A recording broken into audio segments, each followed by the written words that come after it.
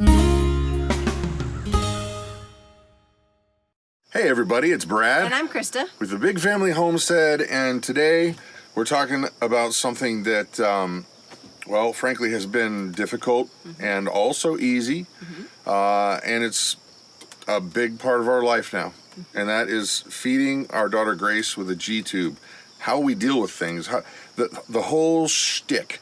What's what? Right. What's what? And what's not. Yeah. Okay, just a little change of scenery because we were facing one direction, but that cool looking storm is coming from the other direction. Yeah. So what we're talking about today is life with a special needs person, specifically someone with a feeding tube, a G-tube, a gastrostomy tube. That's right. Okay. It is.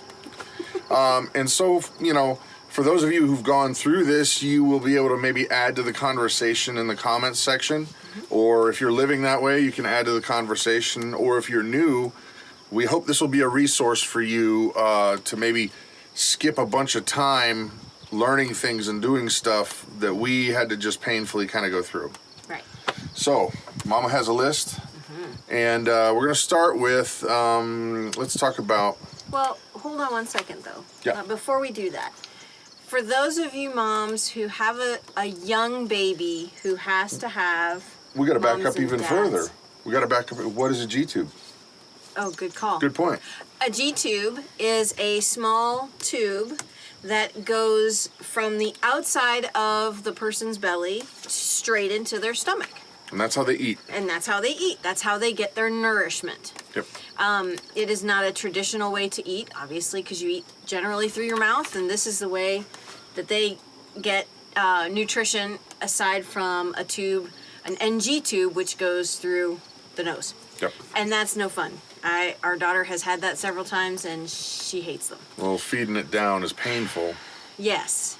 But for those of you folks, moms and dads, I should not have excluded dads before, grandmas and grandpas, don't be afraid.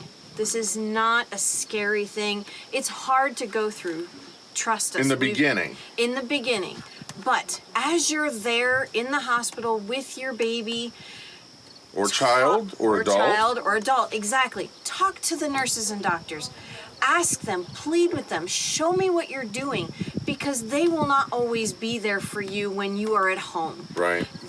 You need to know how to take care of your loved one with a G-tube at home. So they are more than willing to teach and to show you how to do all of this. But I will add, Mama, that nobody is going to be a bigger advocate for your loved one than you. Exactly. The doctors may mean well, the nurses may mean well, but unless, in some cases, you got to get to be like a porcupine and get under their skin and don't let go, because sometimes it's a little more rough than other times. Yep. All right. So, did you want to say something else about that, or did I? No. I Okay. just be on top of them, having them show you what is going on, what you're doing, and why they're doing it. Right. So, our daughter Grace, we're not going to go through the whole spiel with her, but she is, a teenager now. Yes. We got to actually move. It's raining. It's raining. We're going to go inside. Come closer. Here. Okay, so change of scenery again. It's pouring outside, so we come in here. Yep. But let's get to the first topic of many, and these are not in any particular order. It's just things that we've had to deal with that you'll probably have to deal with. Well, and not really deal with, because it's not a bad thing. It's just live through. Or with. Yeah, live with. Yeah, we don't want to make it sound negative. No, definitely not. I mean, we love our daughter we love all of our children very much. And we want what's best for her, and so... Well, we'll talk about some of the upside, because believe it or not, there is upside. And one of the upside things is the food that they eat. Obviously, it's got to be a liquid, it's got to go through that tube, and it's got to be at a viscosity where it's not going to get clogged up and mucked up. Right. And it has to be something that your child can tolerate, in their stomach. Some kids have really bad acid reflux, and it has to be a very mild food, and some stuff they can... Well, and what we've kind of come up with, because we did the Pediasure route, and we did a bunch of other, formula in a can things. And we still will use a few of those. We'll keep some of those in the car, the powdered carnation instant breakfast. Right, we keep those, and then if we go out or something, we'll get milk for her and mix it together, or we'll keep cans of Pediasure in the car with us. They don't stay in the car, they go with us every time we go somewhere. We've also tried making a homemade blend from store-bought food. Like fresh. Hold on, pause button. One quick thing, because I want to go back. Remember that. Okay. The carnation instant breakfast stuff, that's a backup. We're going to tell you about what we actually do in just a little bit, but I think I know where you're going with this, because the store-bought food was. It was very pricey, and even if I bought it once a week, and because you could only make a certain amount at a time, you couldn't make it all because it would spoil, and then by the time I got to using all of it, the store-bought vegetables had actually spoiled. Right. So what we have come up with is in another one of our videos, but we sell freeze-dried food as part of our living, and one day it just hit us. It's like, wait a minute, we can make a customized, perfectly balanced diet just for Grace. Exactly. She can have chicken, she can have peas, she can have all this stuff, because you can grind it up into a fine powder, mix it with milk, and then it'll go through the G-tube. Yep. But if you're interested in that, look at another video. But I want to go back to the food on hand, because there are not a lot of great options out there. There is not. There are some healthy versions of pre-made, packaged food, but it's very expensive. Very expensive. And insurance doesn't cover it. Then if you make it yourself, like I said before, you can only make a certain amount at a time. You cannot make a ton of it in advance because it will spoil. You have to make it daily, and it takes a lot of time. You can freeze some things, and Mama's found, actually, it's kind of a funny thing, because you can freeze dry it in breast milk bags. You can freeze it. Oh, yes. No, freeze. I just said freeze dry it. Freeze it. Right. You can make your pre-mixed stuff and freeze it in certain amounts in breast milk bags. But then there's another process of thawing it out and waiting for that. Oh, I ran out of this. Oh, Right. Is there no more of that? Right. Well, and also, if the liquid of the food is not room temperature, it's harder for the body to digest it.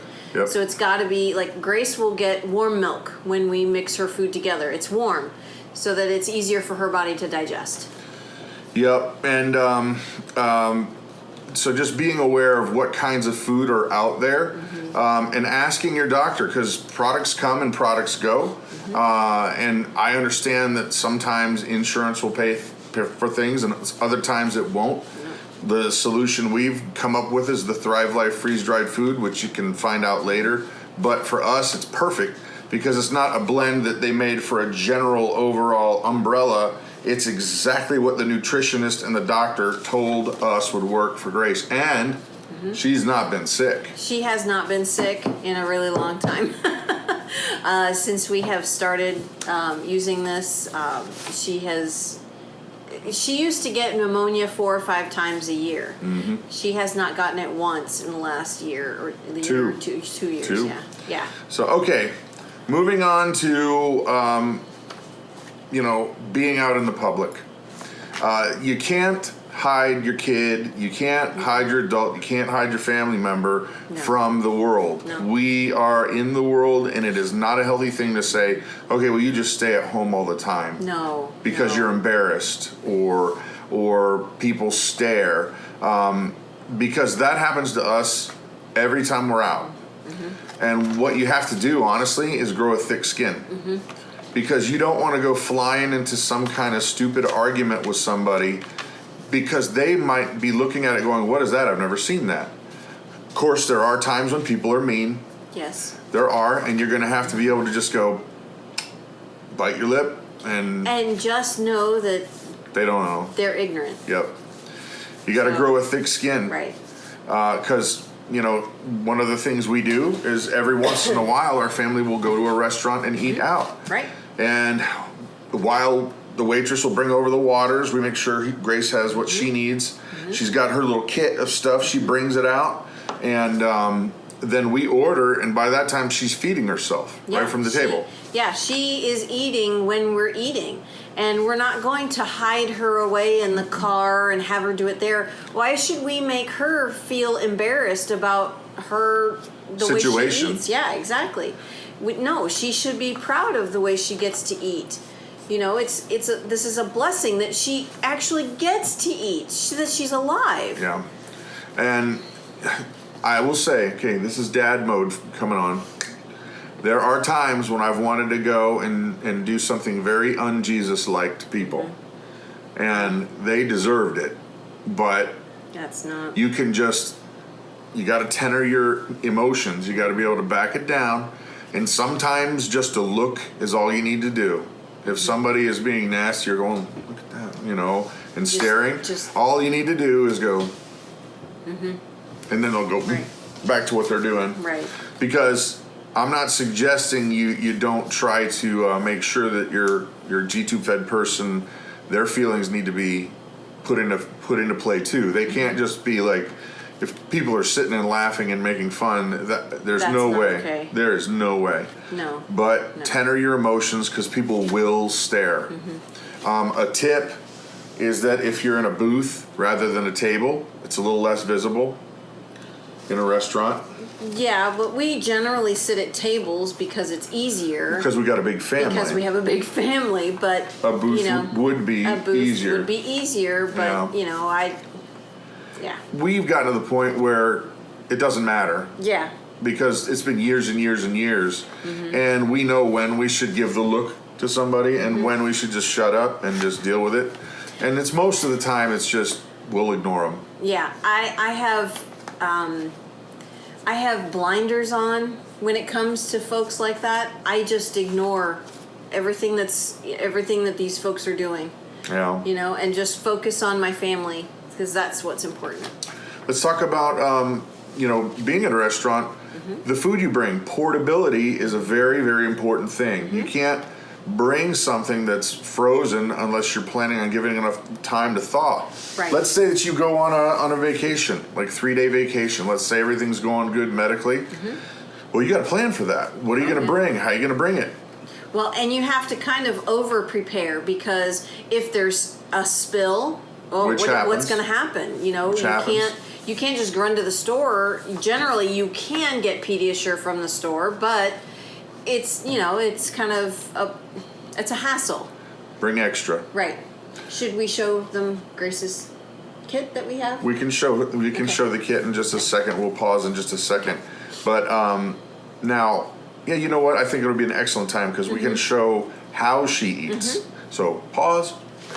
Now this is Grace's portable kit. It is just a lunchbox that we got at the store. It's an igloo. Yeah. It's an insulated one. So it also has this plastic lining on the inside. So if there is a spill, it's contained in here. If she's eating in the car while we're driving. Believe it or not, she does eat in the van. She does all the time. She does. If we're driving to go somewhere, we're snacking, and she has a board. She's hungry, and this is her lunch. So she has this. She's got a piece of plywood that sits perfectly on her lap, and she sets this up, and it's all self-contained, which is so perfect.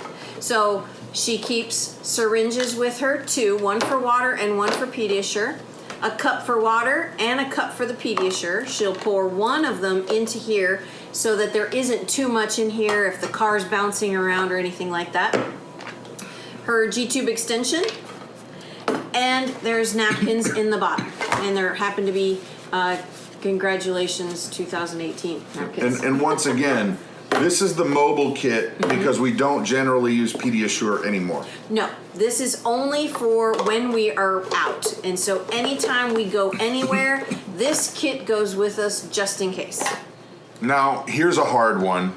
And there's really not a lot. I mean, there are little things you can do, but not a lot you can do when other kids her age. How do other kids her age treat her? Or anybody with a special need like that. You got to deal with it case by case.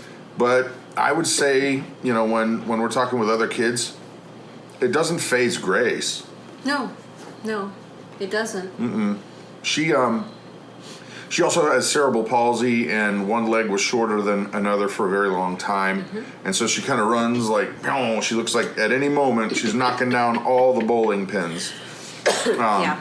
They're even now. Her legs are even now, which is a great thing. But she climbs trees, runs with the kids, plays tag and all that kind of stuff. Yep. But she's still got a palate issue, and it's a reality. Kids are going to look, kids are going to stare. And how do we deal with it? We largely ignore it. Yeah. Yeah. I mean, if a kid asks a specific question about Grace, If they're being serious. if they're being serious and not being mean, then I'll answer their question. Now, if another child asks another question and is being mean about it, Mama would blast I them. will send them packing. Let's just say that. You need to go now, or something like that. You need to go play and leave Grace alone. Because, yeah. If they're being mean. And it's hard. And then maybe I'll have a conversation with the mom. Yeah. It's hard Say. for the parents because what do? You're not going to like berate some kid. No, and kids are very curious. I mean, a lot of kids, they just want to know. But then there are some kids who are just flat out mean and, Well, okay, here's another one. Living with the special need of a gastro tube. Changing the whole assembly. Yeah. That is life. And every so often, you've got to change the whole thing. Mama will tell you the name of it, and then she'll probably start a story that I might finish. A G-tube? No, the That's balloon the and the G-tube. whole thing. Yeah, that's the G-tube. Oh, I thought it was actually just, I didn't realize it was the inside part as well. I thought that was called something different. Actually, that part, it's not a G-tube. A G-tube is long that comes out of the belly. But it's a Mickey button. See, I knew it. That's what Grace has. She has a Mickey button so that it's flush up against her skin. It doesn't get caught on things and whatnot. Well, and what it looks like on the inside, if you can imagine, here's where the tube hooks on and it locks on there. There's a hole.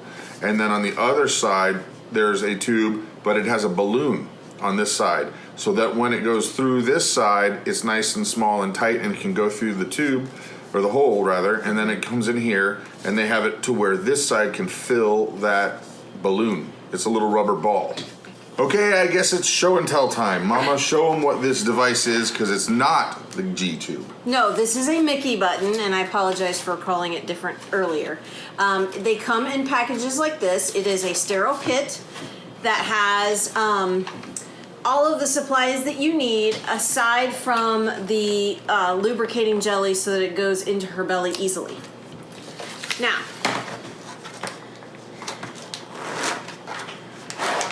open this up, and you've got all of the stuff you need. And this right here, this right here is the Mickey button. Super small, super slim, easy peasy. Now, Brad was talking about a balloon. Well, Here's the belly. The belly is here like this. Right, you got to push it through. Right. So you would take some water, and after this is inserted into the hole into their belly, you would fill this up with water. I don't have any water with me. Look at this. Okay, and that balloon right there holds it in their belly. So it doesn't just pop out. So it doesn't just pop out, because and actually we've had this happen where this has popped out where it's been inflated, and that hurt her a lot. Yeah. Well, and whomever in your family is going to be helping with the G-tube fed person, make sure that more than one person knows how to do it. And I can tell you from experience why. Because she was probably how old? We were in Florida. We were in Florida, North Florida. She was not quite 2, because Hope was being born. So Mama was gone with the kids, and she's the one that dealt with the physical aspect of all this, where I dealt with different sides of things. And so she knew how to do all this and had done all this. and she was gone, and the Mickey button came out, and I had basically two choices: either get in the car, grab her, get her in the car, and go to the hospital, which all they're going to do is exactly what I would have to do, which is lubricate the site, make sure everything's clean, put it in, make sure everything's clean, and put it back. Well, I wasn't getting it right, and I know she was freaking out because I was freaking out. And I'm on the phone with Mama going, really? You got to push it in like that? Yeah, you got to push it in like that. And I'm like, I feel like I'm going to hurt her bad. And it was just part of it, you know. And so lesson learned is have more than one person in the household know how to do stuff like that, even if you think, shoot, we I'll won't need it. I'll never have to do that. I'll never need it. Well, and for the longest time, Grace would start to cry when I had to change her tube because she thought it was going to hurt. Like this. Yeah, and I was like, okay, honey, I need you to relax because when your stomach is tense, it will hurt. If you relax your stomach, then it will go in easily and we'll be done with this in 30 seconds. Right. And it took a few years before she finally would relax and understand what I was talking about so that it would get done. But we have the Mickey button, and then there's the G-tube extension. And this locks on here. This is where the food goes in. This is how the food goes in. Okay? This locks on like this. Food goes through here. And then this detaches. When you're done. When you're finished. And then this closes up. So this is, it's pretty much, it only sticks out not even a half an inch from her belly. So, new topic. Yeah. How do we treat her in terms of the other kids being at school, being at church, being in places? And there are things that are different, like eating lunch or dinner or whatever. If she's at a church event, then we have to plan ahead for that to make sure she's got her stuff because she knows how to do it herself. Yep. But if you had someone who is not able to feed themselves, then you're gonna have to take into account, okay, well, I'm gonna have to be there, or somebody's gonna have to be there, or the teacher or a nurse may need to know how to deal with that because she had to deal with that at school during lunchtime. Yep, she was in public school for a long time and didn't know how to feed herself because her hands were not strong enough to push that syringe. But in the last, 3-4 years now, she's been doing it all by herself. If she needs help, then we help her. But this is one of the things that she has grown in her independence and being able to feed herself. When she was in public school, the nurse had to be trained on how to do it. So don't assume that people know how to do it. No. But you need to ask them kindly, obviously, and gently, if they have training with G-tube fed people. And I would also recommend that the very first day you are there with the nurse, making sure everything's going right, or even make sure there's a dry run beforehand. Right. So that that nurse knows exactly how to take care of everything. Other than that, she goes swimming, she showers, and just like regular, we go on outings, we go on trips. She's pretty much just like every one of the other kids, except for the fact that she eats with a tube. Right. You know, and so the temptation would be to worry about what other people think and be embarrassed or want to kind of just, let's stay over in the corner or not really go out very often. Shield her. No. Let me tell you what, they're going to have to live life. And you can't just bottle somebody up. You can't just put them in a room and go, well, this is too hard. No, you can't. You have to allow them to experience life and see life. It's we can't shield her and keep her in a bubble. Well, now, one of the things that it's going to sound funny, one of the things that is positive is she gets a diet that nobody else in the world gets because it's specifically tailored to her. And most people don't have that. I mean, we all just eat, whatever you're going to eat for dinner, and then that's that. But because she eats with a G-tube, excuse me, she could have an asparagus, chicken, pineapple, cherry, milk, yogurt mix all in one thing, and it doesn't matter because she's not going to taste it. No. Now, if she burps, she does taste it then, but she doesn't usually burp. But imagine that. If you could like have the most wonderful power shake ever and not be able to not have to taste it. Right, right. So the food that we have created for her, along, you know, to get her the proper nutrition and all of the things that she needs, tailored just for her, has been a journey. It's been awesome though. Well, and another thing that's a positive is that a lot of the food, if you're going to go with Pediasure, that stuff stacks in stores. You know, it stacks in stores, and you can have a nice buffer there of food that's all ready to go, and she doesn't have to worry about, oh my gosh, we got to go to the store. What's for dinner? Right, right. You know, and trust me, there's pluses and minuses with eating it, because here's one. When Grace will come by, because she used to eat with her mouth. So she knows what things like spaghetti taste like, and she remembers, even though she was very small, she remembers some of that, and it'll kind of get you good when we're cooking dinner, and she'll say, that smells great. Right. And you just got to basically tell her and tell yourself too. You'll get too soon. We're gonna keep trying. We're gonna keep making sure that we can get you the surgeries that you need. But if you're permanently on a G tube, you got to find ways to make it not so bad. Because it's a stinky situation. Yeah. You know, and. Well, and excluding her from our family dinners is not okay. No. She is part of our family. She doesn't get to eat what we eat, but she is part of our family, and we eat dinners together. We eat dinners together.